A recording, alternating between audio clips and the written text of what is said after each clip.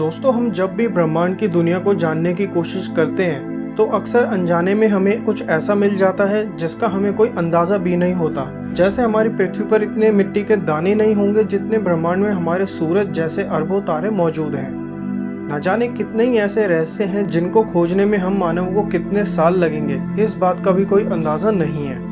अगर हम हमारी पृथ्वी की ही बात करें तो पृथ्वी पर कई ऐसी रहस्यमय फेमस जगह हैं जो इतिहास में एंशिएंट एलियन लाइफ के होने का दावा करती हैं, जिसमें सबसे पहला नाम आता है पिरामिड ऑफ गीज़ा का, जो इजिप्ट के गीज़ा सिटी के रेगिस्तान में मौजूद है।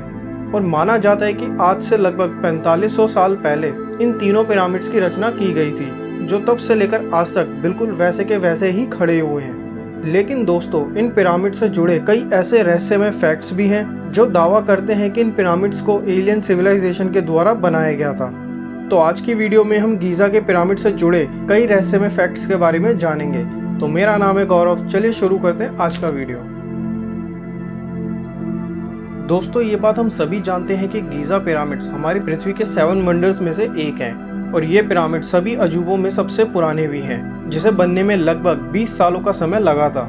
माना जाता है कि 4500 साल पहले इजिप्शियन रूलर सूफू के कहने पर इन पिरामिड्स को बनाया गया था, क्योंकि उस समय एंशिएंट इजिप्शियन में हर रूलर भगवान बनने की चाहत रखता था और अपनी आफ्टर लाइफ के बाद दूसरी दुनिया में जाने के रास्ते के पर्पस से ही इन पिरामिड्स को बनाया गया था।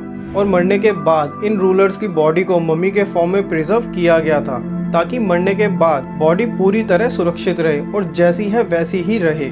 दोस्तों, इजिप्शियन रिलीजन में उस समय ये माना जाता था कि अगर बॉडी को मम्मी में प्रिजर्व करके रखा जाएगा तो बॉडी स्पिरिचुअल आफ्टर लाइफ में टेलीपोर्ट हो जाएगी। लेकिन रियलिटी में बस ये एक मिथ के अलावा और कुछ भी नहीं है। दोस्तों, गीज़ा के ये पिरामिड्स जितने सुंदर दिखाई देते हैं, उनसे कई ज़्यादा ये रहस्यों से भी भरे हुए हैं, क्योंकि मेन पिरामिड में जगह जगह टनल्स बने हुए हैं, जिसे अंदर से एक्सप्लोर करने के लिए एक छोटे रोबोटिक कार को कैमरे के साथ इस टनल में भेजा गया था। और जब ये रोबोटिक कार काफी अंदर तक गई तो उसे वहाँ अजीब सी दीवार देखने को मिली, जो किसी गेट के जैसे लग रही थी। ये टनल्स करीब 3.5 फीट लंबी और 4 फीट चौड़ी थी, जिसे एक्सप्लोर करने के बाद यह पता लगा कि यहाँ केवल 3 डिस्कवर्ड चेम्बर मौजूद है। इन इमेजेस को देखें। ये है पहला किंग्स चेम्बर, दूसरा क्वींस चेम्बर और तीसरा बेस चेम्बर। ये तीनों चेम्बर तक पहुंचने का रास्ता एक पैसेज से होते हुए गुजरता है, जिसे कहा जाता है ग्रैंड गैलरी। और ग्रैंड गैलरी से 2 रास्ते और निकलते हैं जो सीधा किंग्स और क्वीन चेम्बर की ओर जाते हैं। लेकिन दोस्तों, ये केवल डिस्कवर्ड चेम्बर है, मतलब अभी भी पिरामिड को पूरी तरह एक्सप्लोर नहीं किया गया है, जिसपे आज भी पाबंदी लगाई गई है। दोस्तों, जब गीज़ा पिरामिड को 20 साल के लंबे समय के दौरान तैयार किया जा रहा था, तो पिरामिड को व्हाइट लाइमस्टोन यानी चूना पत्थर से पूरी तरह कवर किया गया था, जो इतना पॉलिश था कि सूरज की किरणों को भी पूरी तरह रिफ्लेक्ट कर देता था। लेकिन बदकिस्मती से समय बीतता रहा और पिरामिड अपनी वो चमक खोता गया, और कई सारे भूकंप के कारण ये लाइमस्टोन की परत कमजोर होने लगी, जिन्हें बाद में तोड़कर दूसरे मॉन्यूमेंट्स में बनाने के लिए इन सभी लाइमस्टोन का इस्तेमाल किया गया।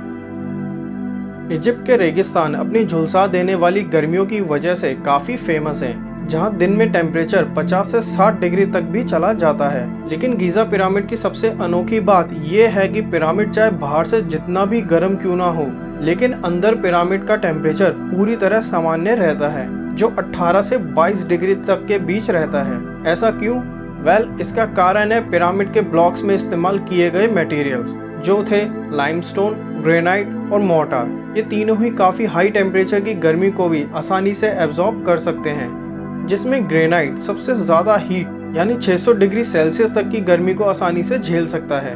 यही एक सबसे बड़ा कारण है कि पिरामिड का अंदर का टेम्परेचर सामान्य रहता है।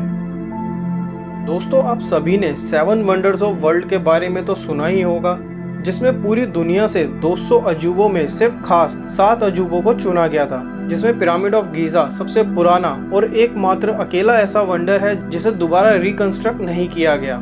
इतिहास में एंशिएंट वंडर्स में गीज़ा पिरामिड के अलावा और भी ऐसे वंडर्स थे जो 7 वंडर्स में गीज़ा पिरामिड की जगह ले सकते थे। वे थे lighthouse of Alexandria, colossus of Rhodes और statue of Zeus at Olympia. दोस्तों, एंशिएंट हिस्ट्री में ये अजूबे अपने आप में ही बहुत ही अनोखे थे, लेकिन समय के साथ इनमें से कोई भी आज एग्जिस्ट नहीं करता। है तो बस इन सभी का इतिहास। जिसके बाद गीज़ा का ये पिरामिड अकेला ऐसा अजूबा बचा था जो एंशिएंट पीरियड से अभी तक वैसे का वैसा ही था।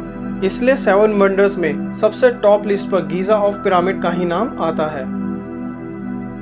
माना जाता है कि इन पिरामिड्स का निर्माण करीब 22 लाख से अधिक पत्थरों के ब्लॉक से किया गया था, जिनका वजन 2 से 50 टन का था, यानी 1800 किलो से लेकर 45,000 किलो तक।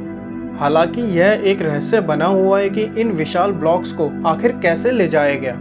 इतिहासकारों का अनुमान है कि गीज़ा के पिरामिड्स के निर्माण में लगभग 1 लाख से भी ज्यादा लोग शामिल थे और वे सभी कोई गुलाम नहीं थे जो राजा के कहने पर ही काम करते थे, बल्कि वे सभी काफी स्किल्ड वर्कर थे। लेकिन दोस्तों, गीज़ा पिरामिड्स के निर्माण से जुड़ी कई ऐसी थ्योरी भी है जो दावा करती है कि इन पिरामिड्स को एलियन सिविलाइजेशन की मदद से बनाया गया था। जिसमें सबसे बड़ी थ्योरी जो सामने आती है वो है इन पिरामिड्स के ये विशाल पत्थर आखिर 4500 साल पहले इतने भारी पत्थरों को कैसे उठाया गया, क्योंकि अगर आज की एडवांस क्रेन्स की बात करें तो वे भी ज्यादा से ज्यादा 30 से 40 किलो तक के वजन को उठा सकते हैं। तो ऐसे में दोस्तों, आज की टेक्नोलॉजी जो इतनी एडवांस है वो इतने वजन को नहीं उठा सकती, तो 4500 साल पहले कैसे इन पत्थरों को उठाया गया और एकदम परफेक्टली प्लेस कैसे किया गया? वेल, इसका जवाब मिला ओरायन कोरिलेशन थ्योरी में, जिसमें बताया गया है कि रात के समय इन तीनों पिरामिड्स के टॉप पर 3 तारे बिल्कुल ही एक दूसरे से अलाइन दिखाई देते हैं। ये तीनों तारे ओरायन कॉन्स्टेलेशन यानी तारों के नक्षत्र में मौजूद ओरायन बेल्ट के 3 सेंटर के ये तारे हैं, जिनकी पोजीशन भी इन पिरामिड्स की पोजीशन से हूबहू मैच करती है। मतलब ओरायन बेल्ट के तीनों तारों को पिरामिड्स के टॉप से अलाइन देखा जाना, तीनों तारों की पोजीशन पिरामिड्स की पोजीशन से मैच होना, ये दर्शाता है कि इन पिरामिड्स को इंसानों ने नहीं बल्कि एडवांस एलियन सिविलाइजेशन के द्वारा बनाया गया था।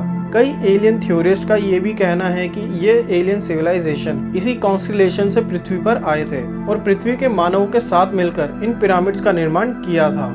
इस बात का कोई पुख्ता सबूत नहीं है कि ये एलियंस ने ही बनाया है, लेकिन फिर कई ऐसे बड़े सवाल खड़े हो जाते हैं कि आखिर कैसे उस समय जब कोई भी टेक्नोलॉजी नहीं थी तो कैसे इतने परफेक्टली पिरामिड को बनाया गया, और ओरायन बेल्ट से ही क्यों इतनी सिमिलैरिटी मिलती है, और क्यों पूरा इंटरनेट पिरामिड्स की एलियन स्टोरीज से भरा हुआ है। कोई माने या ना माने, इन पिरामिड्स का ओरायन कॉन्स्टेलेशन से कोई ना कोई कनेक्शन तो जरूर है, जिनकी स्टोरी के बारे में मैं बहुत ही जल्द डिटेल वीडियो बनाने वाला हूँ।